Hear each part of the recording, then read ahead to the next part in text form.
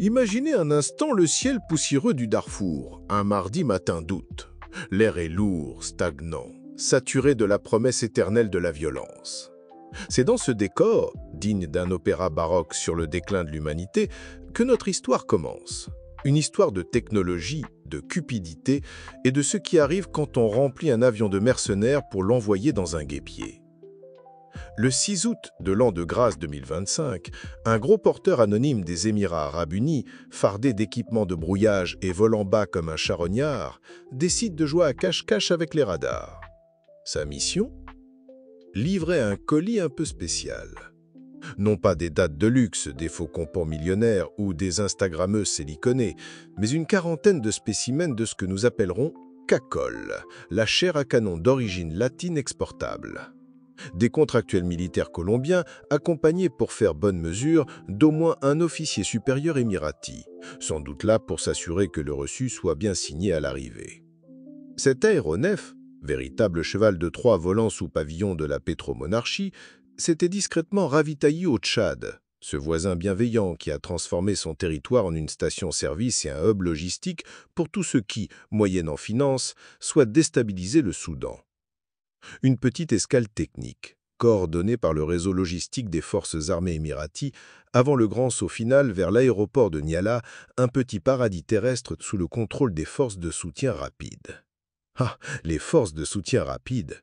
Ce conglomérat de miliciens et de mercenaires, financés par les Émirats et chuchote-t-on dans les chancelleries les plus cyniques, par quelques démocraties européennes soucieuses de sous-traiter leur sale besogne.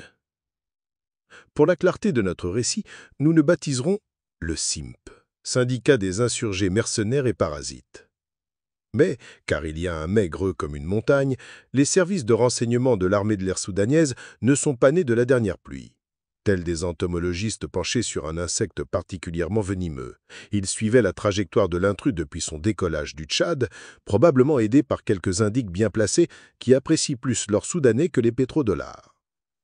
Alors que notre piñata volante remplie de Colombiens entamait son approche finale sur la piste de Niala, dans le ciel, une ombre se dessinait.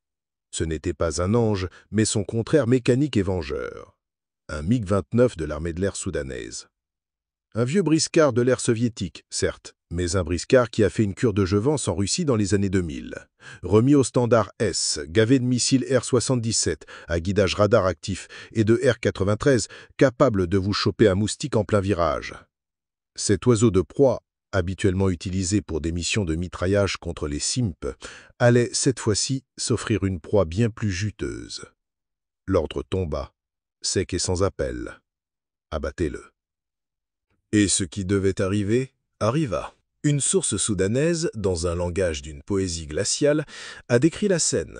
Un missile à guidage de précision tiré depuis un chasseur soudanais a directement touché l'avion, provoquant son explosion et sa combustion complète. Une apothéose pyrotechnique. Un barbecue improvisé à 10 000 pieds.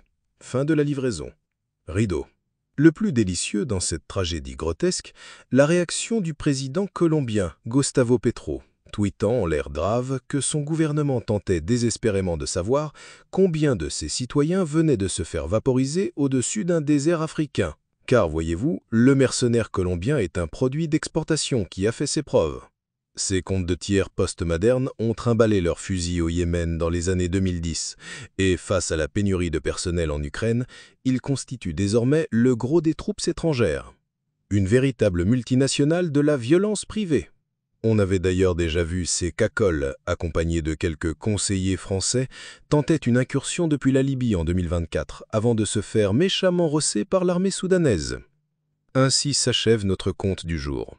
Une fable moderne où un vieux chasseur soviétique rappelle au monde que le ciel appartient encore à ceux qui osent le défendre, et que la guerre par procuration, ce jeu de dupes pour nations riches et paresseuses, se termine parfois par un feu de joie macabre dans le désert du Darfour. Pour continuer à décortiquer la sublime absurdité de notre monde, soutenez-moi sur Patreon, likez cette vidéo et rejoignez la discussion sans filtre sur Telegram. Tous les liens sont en description.